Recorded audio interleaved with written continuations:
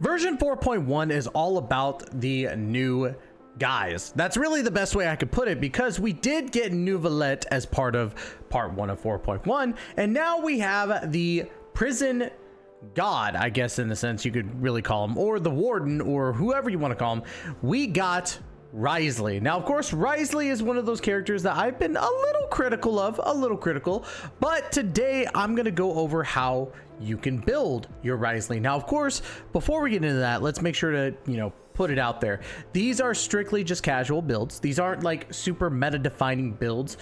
They are a good, standard of how you would want to build a character. So just want to make sure that everybody understands that before we get into it. So without any further delay, let's go ahead and talk about today's sponsor, which is Gamer Supps. That's right, gluten-free, keto-friendly, energy or caffeine-free versions, all natural ingredients, and of course a fantastic taste, and waifu cups. As you can see right here, I got my Fifi VTuber cup. Fantastic. And right in here, I'm drinking the brand new flavor called Sweet Six Pack, and let me tell you, it is divine. Let me go ahead and get a swig real quick. So good. Make sure you use code Tester. Use the code down at the bottom. But without any further delay, let's go ahead and get right into it.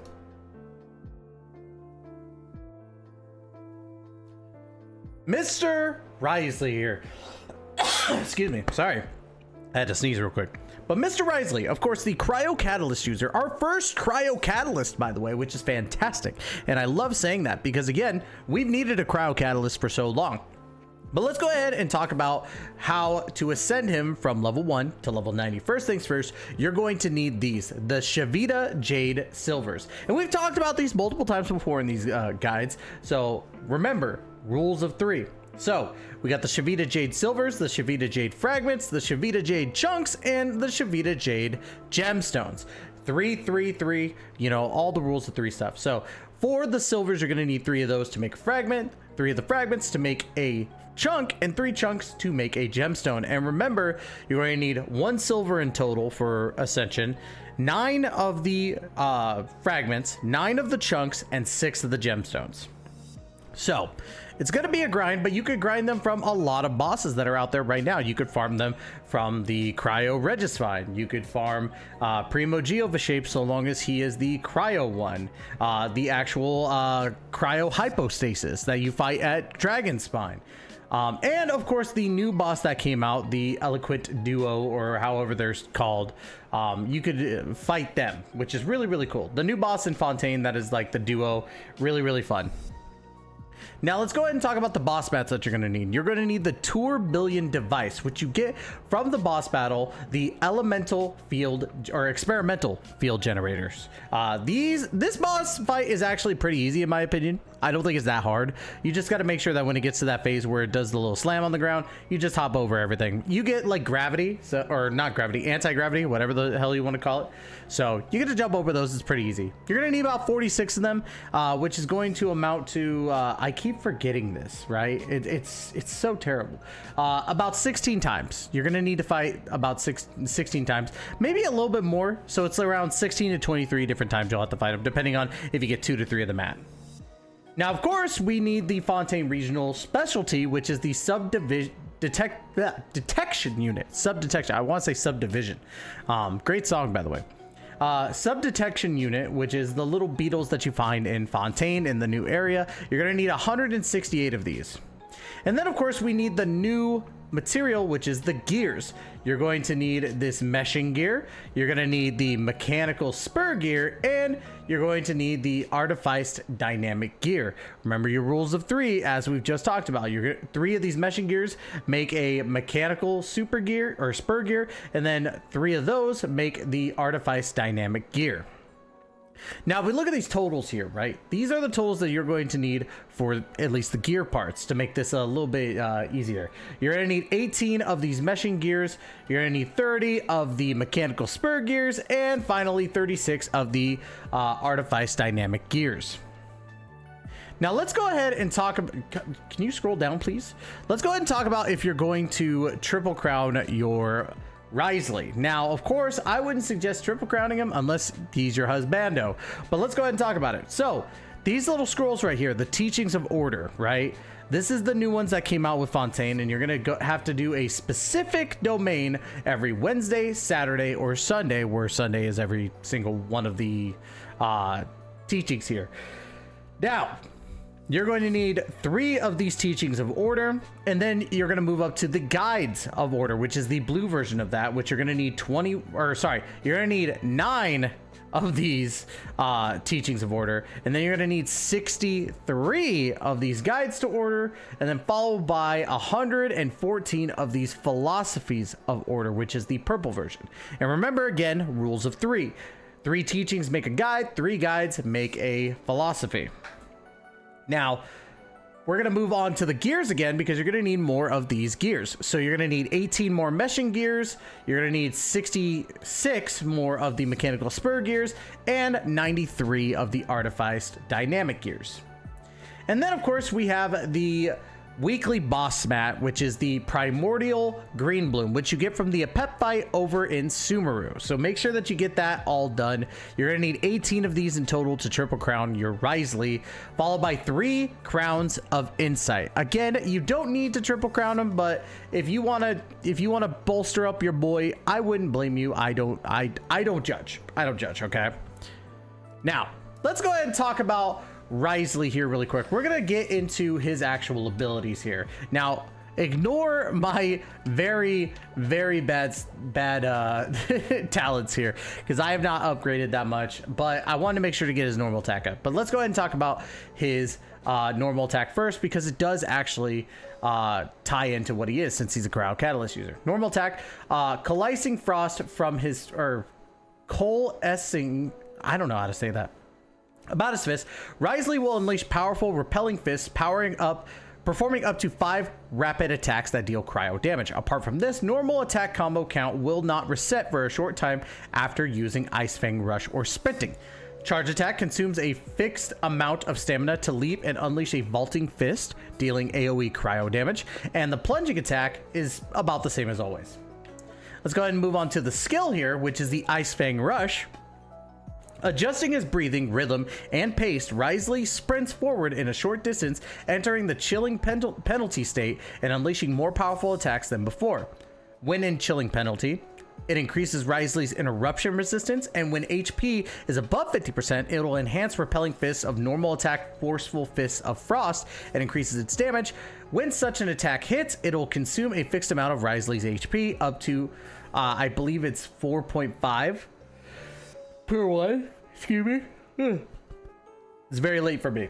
I say it every time. When such an attack hits, it will consume the fixed amount of Wriothesley's HP, which, just as I said, 4.5%. HP can be lost this way once every 0.1 seconds, and this effect can be canceled should Wriothesley leave the field. And then we dive into his burst, which, activating his boxing gloves, Wriothesley strikes out with an icy straight that uses icicle impact to cause multiple instances of AoE cryo damage in a frontal area. And of course, we also get the Ossia effect. After icicle impact ends, a surging blade will descend upon the opponent's position, dealing Ossia aligned cryo damage. Man, that Gaber subs hit so good. Now, we have his first Ascension passive right here. When Wriothesley's HP is less than 60%, he will obtain the Gracious Rebuke. The next charge attack of the normal attack, Forceful Fists of Frost, will be enhanced and become Rebuke Vaulting Fist. It will not consume stamina, will deal 50% extra damage or increased damage, and after hitting, will restore HP of Wriothesley equal to 30% of his max HP. You can gain a Gracious Rebuke this way once every 5 seconds.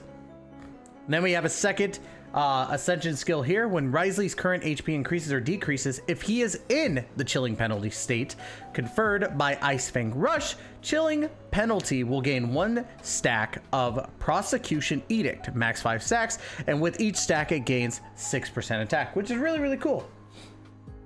Now, let's go ahead and dive into actual talent preference here. I truly think your talent preference for the most part is going to be your auto attack, and then you're going to go into your skill followed by your burst. Now, the burst is really good for that like elite damage, but that's about really all I could say about it. Let's go ahead and show it off here. You couldn't see it at first. That's my bad, but yes. Anyways, so you want to focus on your auto attack. You want to go into your skill and then your burst. Your burst is going to be used at the end of your combo, in my personal opinion. Now, let's go ahead and talk about how you're going to build your Wriothesley. As you can see here, I have a 66 to 216% ratio on my crit, followed by energy recharge being at 127%, and that's really about what you normally want. Now, for building your Wriothesley, right, your main focuses should be crit rate, crit damage, attack percentage, energy recharge. That's your big go-tos right there. Look at that little fisty boy right here. How dare he? Now, for weapons, there's a lot of different weapons you could use here, right? Especially as a catalyst. But for me, I chose not to go with Solar Pearl on this one, but let's go ahead and talk about your top priorities here. If you have Cash Flow Supervision, that's his best weapon. It makes the most sense because it came out with him, and normally that's the case. I don't know how to pronounce his weapon, not Rise's weapon, but Scaramouche's weapon. Tule Tulha's Remembrance. Tula's Remembrance, so however you want to say it. But that's also a really good weapon for him to have. Memory of Dust is another 5-star that he can use, but I wouldn't recommend it. And then your 4 stars, you have the Flowing Purity, Solar Pearl, and what I'm using right now, which is the Widsith. I think Widsith is really, really good because it's going to help with that crit damage. And you're going to be switching your actual stuff of what you're doing basically every 10 seconds. New theme song comes on. Now, granted, one of those theme songs doesn't entirely work because it's Elemental Mastery and you don't really need that for Wriothesley, but it is something to have, so it's not too bad, right? Now, again, if I had less crit rate, I would probably go for Solar Pearl because normal attack hit. So why did I do that? Normal attack hits increase elemental damage and elemental burst damage by 40% for 6 seconds. Otherwise, elemental skill or elemental burst hits increase normal attacks damage by 40%. If I were to switch with Ningguang here, you could even see my ratio gets very, very bad. So I went ahead and went with the Widsith because I thought that was the better opportunity for Wriothesley here, at least for me. Now, of course, you have different artifact sets that you can use. As you can see with me, I'm using a 4-piece Hunter set because, again, that set is broken. I think it's fantastic. 2-piece normal charge attack damage plus 15%. 4-piece, when current HP increases or decreases, crit rate will be increased by 12% for 5 seconds, max of 3 stacks. Now, of course, there are other ones that you could absolutely use. We already know the tried and true, one of my favorite sets of all time, Blizzard Strayer, is still very, very good for him as well, with the 2-piece being cryo damage bonus of 15%, and then the 4-piece, when a character attacks an opponent affected by cryo, their crit rate is increased by 20%. If the opponent is frozen, crit rate is increased by another 20%. And you can use this in change of the Hunter and really go for as much crit damage as you can. So there is that. You could do that. Another set that I've seen other people use, as you can see right here, is Shimenawa's. Shimenawa's 4-piece or 2-piece attack plus 18%, and then the 4-piece, when casting an elemental skill, if the target has 15 or more energy, they lose 15 energy, and normal charge and plunging attack damage is increased by 50% for 10 seconds. Now, this is good, but I still think that the other 2 sets are probably your best bet. Or you can do 2-piece Blizzard, 2-piece 18%. That's a really simple one, but I really don't think you should go for that.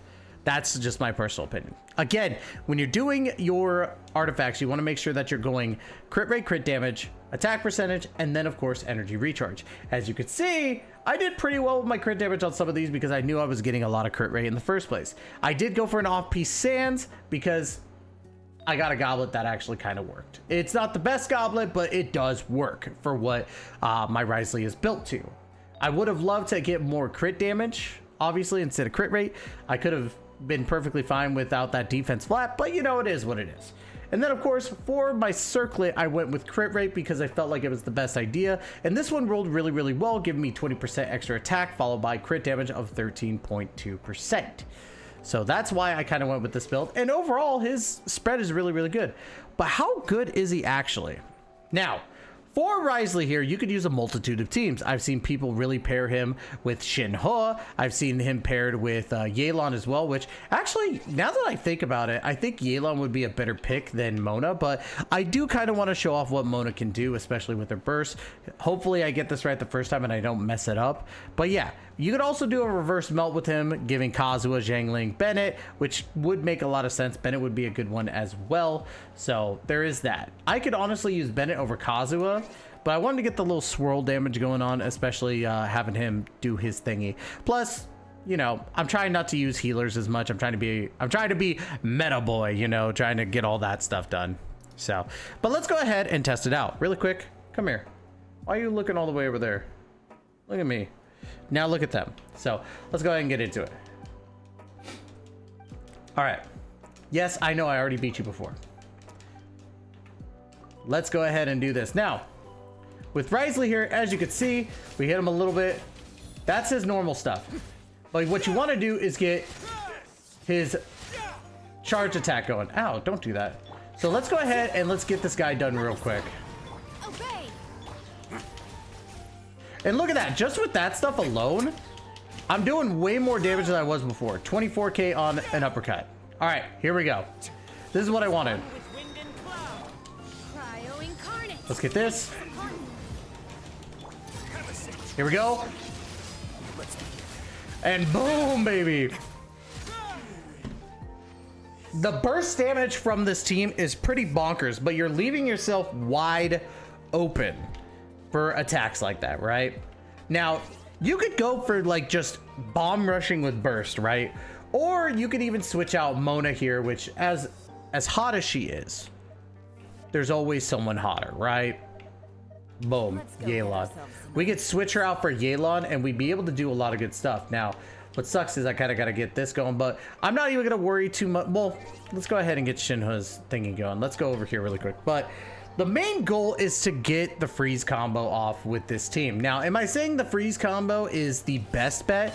Not at all. I'm not saying that freeze combo is best. But what I am saying is that with this team here, you're going to be able to do a lot of good stuff. I'm just trying to get more. Stop it. Maybe if I use Wriothesley a little bit. Look at this. He's a lot. He is kind of fun with the whole punching thing. Oh God, don't die. Don't die, dude. I'm just trying to get that energy. My Shinhe's energy recharge is terrible. Look at me.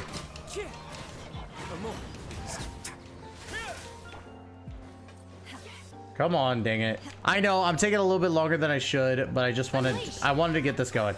All right, let's go ahead and heal real quick and then we'll show it off. Now again, this team suffers from not having a healer or a shielder, but what's really cool about Wriothesley here is that at least Wriothesley has that ability to not have to deal with interruption as much. So that's cool. That's really, really cool to be able to have with Wriothesley. So let's go ahead and get down here. You are so slow, bro. You are so slow. You are something else.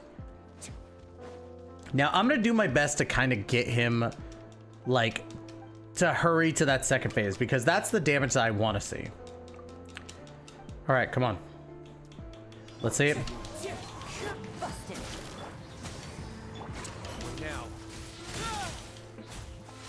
Even with this, like he's doing so well.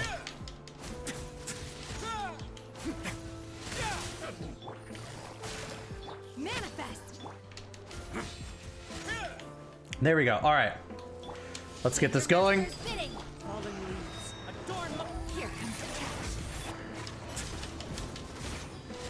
And look at that. You're getting all... I got to make sure that I don't die here.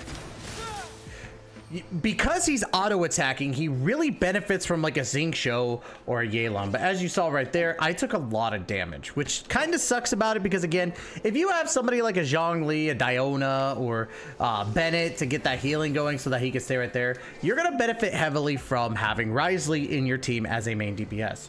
But Wriothesley is decently good. I don't think he's going to be that broken character that we got like with Neuvillette, and it goes to show that, you know, blue's better than red. Not, but no, with Neuvillette, it's different because I feel like Neuvillette just outpowers everybody, while Wriothesley here works really, really well for a freeze comp team and can do reverse melt, which does work out. But I don't know. I feel bad because Cryo characters are in a very bad state right now, and it doesn't help that Wriothesley isn't like outputting the same amount of damage as Neuvillette. But I have seen people output a lot of damage with a Wriothesley, and it's insane. Hopefully one day I can get there myself, but this is for a casual build. So if you want a better build, I'm sure that you can find super extremely meta builds, but not everybody's gonna have lucky artifacts like that. So in case you don't get those lucky artifacts, this type of Wriothesley will last you for a long while.